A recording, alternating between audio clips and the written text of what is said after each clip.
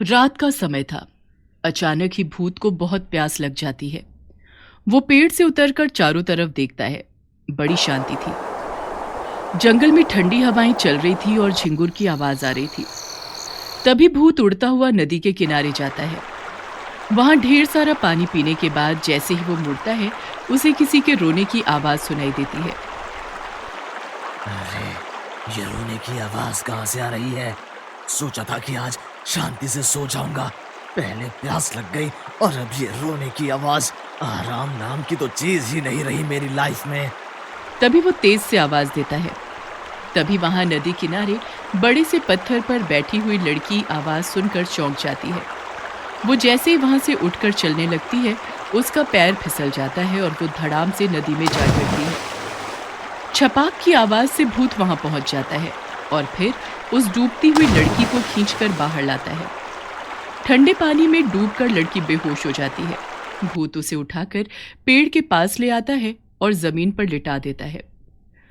अब तो मैं तुम्हें पानी से खींच कर भी ले आया, अब तो उठ जाओ, मैं सबकी जान बचाने वाला तुम्हें इस तरह मरते हुए नहीं देख सकता।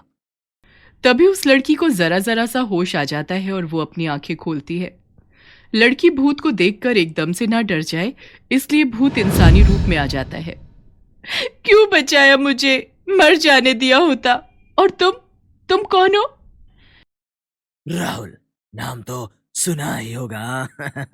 यहाँ तुम मरते मरते बची हो और तुम्हें पड़ी है कि मैं कौन हूँ, और ऐसा क्या हो गया तुम्हारी लाइफ में जो तुम आधी रात को मरने के लिए इस नदी पर आ गई। ये सुनकर लड़की और जोर जोर से रोने लगती है।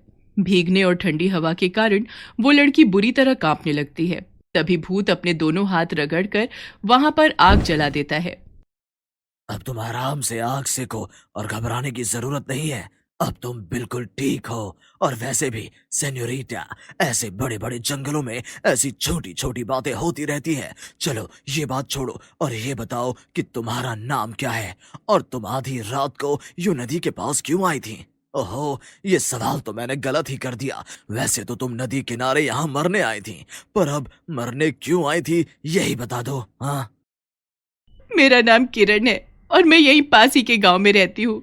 और आज मैंने अपनी सौतेली माँ को उसके भाई से ये कहते हुए सुना कि वो मुझे मार डालेगी ताकि मेरी शादी पर होने वाले खर्चे को वो अपने पास रख सके। बहुत ही दुख भरी कहानी है तुम्हारी। किरण, बेवकूफ लड़की, तुम्हारी माँ ने कहा कि वो तुम्हें मारना चाहती है और तुम खुद मरने के लिए चली आई। हाँ, जिंदगी बहुत हसीन होती है किरण, और इस तरह औरों की बातों में आकर उसे खराब मत करो। तुम्हें नहीं पता मेरी सौतेली माँ कितनी खराब है। बचपन से वो मुझ पर कितने अत्याचार करते हुए आई है। मेरे बाबा भी अब इस दुनिया में नहीं रहे और सौतेली माँ गरम चिमटे से मुझे दाग देती है। तो इसका मतलब तुम्हें मरना आसान लगता है। चलो, कल सुबह तुम्हारी माँ से मिलते हैं और देखते हैं वो कितनी बड़ी गब्बर सिंह है। अभी फिलहाल तुम आराम करो। और वैसे किरण, मुझे भी तुम्हें कुछ बताना है, पर प्रॉमिस करो कि तुम डरोगी नहीं। ऐसा क्या है? देखो भाई, मैं कोई इंसान नहीं हूँ, मैं एक भूत हूँ और तुम्हें देखकर एक इंसान बन गया हूँ, इसीलिए बता रहा हूँ ताकि तुम घबराओ नहीं। मैं कहीं पर भी किसी भी रूप में हो सकता हूँ। ये सुनकर किरण डर जाती है। भूत फिर उसे आराम से समझाता है। अगली सुबह भूत अदृश्य रूप से उस लड़की के साथ उसके घर जाता है। घर में आते ही, कहाँ चली गई थी करम चली? और अगर चली गई थी तो फिर वापस क्यों आई? पता नहीं कौन सी मनहूस घड़ी थी जब तू मेरे पल्ले पड़ी। अब यहाँ खड़ी खड़ी मेरा मुंह क्या देख रही है? जा जल्दी से जा और मेरे लिए नाश्ता बना। हाँ, मैं अभी बनाती हूँ। किरण मुंह हाथ धोकर रसोई में नाश्ता बनाकर अपनी माँ के लिए लाती है। जैसे ही उसकी माँ प्लेट से पराठे का टुकड़ा तोड़ने लगती है, प्लेट हवा में उड़ने लगती है। ये देखकर वो खड़ी हो जाती है। अरे नाश पिटी, पराठों में क्या मिलाकर लाई है जो हवा में उड़ रहे हैं? जरूर कोई जादू टोना किया है तूने। रुक, तुझे तो मैं बताती हूँ। तभी वो दरवाजे के पीछे रखे हुए डंडे को उठाती है और किरण को मारने के लिए जैसे ही डंडे को ऊपर उठाती है, डंडा हवा में ही रुक जाता है। वो पूरा दम लगाती है, लेकिन डंडा इधर से उधर नहीं हिलता। वो बार बार डंडे को हिलाने की कोशिश करती है, पर डंडा वहीं के वहीं जड़ हो जाता है और फिर डंडा हवा में लहराता हुआ किरण की सौतेली माँ को मारने लगता है। हाय हाय माँ, मैं तो मर गई रे, मर गई। जरूर ये लड़की किसी तंत्र मंत्र विद्या से आज ये सब कर रही है। आज तो तुझे मैं जिंदा नहीं छोड़ूंगी। तभी वो भूत पिस्टल लेकर सामने खड़ा हो जाता है। अचानक से यूं एक भूत को अपने सामने बंदूक के साथ खड़ा हुआ देखकर वो औरत घबरा जाती है, और खुद किरण भी। वो भागकर भूत के पास जाती है। क्या ये बंदूक असली है? क्या इसमें गोलियां हैं? ये तुम जानती हो कि ये बंदूक खाली है, मैं जानता हूँ कि ये बंदूक खाली है, लेकिन तुम्हारी माँ नहीं जानती कि ये बंदूक खाली है। इसीलिए किरण, चुपचाप खड़ी होकर तमाशा देखो। तू कौन है और यहाँ अचानक कहां से आ गया? अच्छा, तो मुझे डराने के लिए ये तुझे तंत्र मंत्र से यहाँ लेकर आई है। अरे मेरा नाम ललिता है, ललिता पवार। तेरे जैसे भूत को तो मैं धूल चटा दूं। आइला माँ, मैं तो डर गया। तभी भूत को किरण की माँ के ऊपर बहुत गुस्सा आ जाता है और वो उसे कबूतर बनाकर इधर उधर उड़ाने लगता है। ये देखकर किरण उसे बहुत रोकने की कोशिश करती है। अगर मेरी सौतेली माँ का भाई यहाँ आ गया तो वो हमें जिंदा नहीं छोड़ेगा। वो बहुत जालिम है। किरण, मुझे तो तुम्हारा समझ ही नहीं आ रहा। कैसी लड़की हो तुम? जिस औरत ने तुम पर इतने अत्याचार करे, तुम उसी को बचाने की कोशिश कर रही हो। मत भूलो किरण, कुछ काम ऐसे होते हैं जिसमें फायदा और नुकसान नहीं होता, बस उन कामों को करना होता है। और तुम्हारी सौतेली माँ के साथ वही काम अभी होगा। तभी एक कमरे में एक बिल्ली आ जाती है। अब सौतेली माँ कबूतर बने बने उड़ती है और बिल्ली उसे मारने के लिए उसके पीछे पीछे दौड़ रही थी।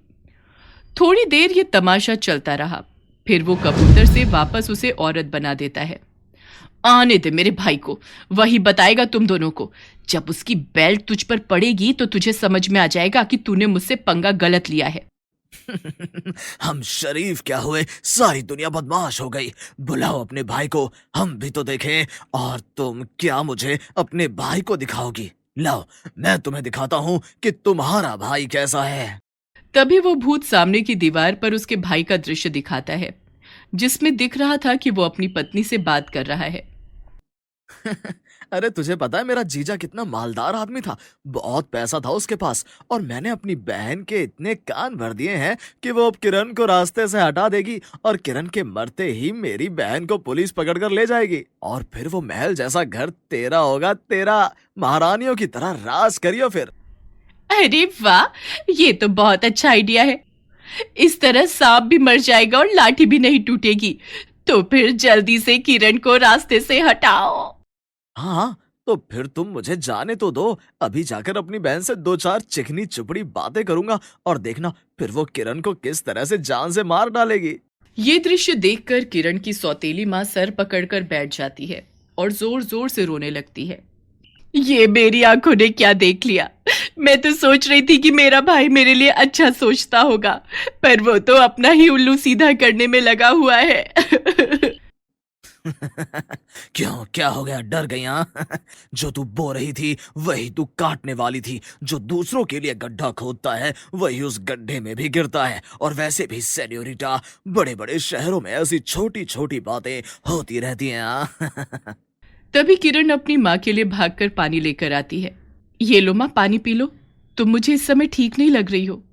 पानी का गिलास हाथ से लेकर साइड में रखते हुए किरण की सौतेली माँ किरण को गले लगाकर रोने लगती है।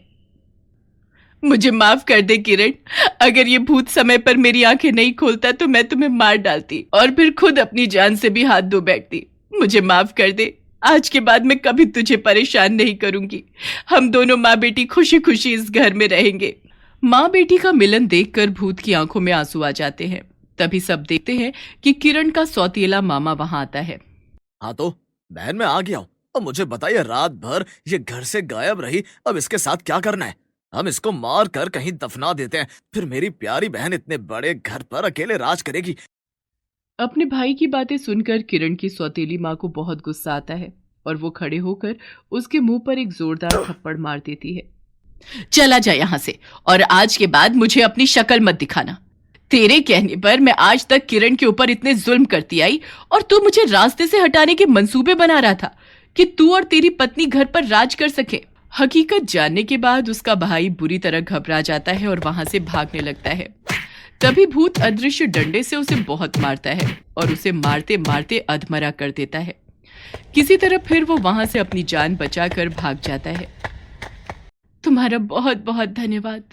तुम्हारी वजह से आज मुझे अपनी माँ मिल गई। हाँ, तुम्हारा बहुत बहुत धन्यवाद।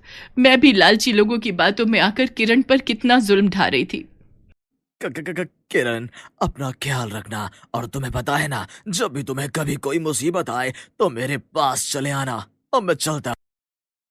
उसके बाद किरण और उसकी सौतेली माँ खुशी खुशी रहने लगते हैं।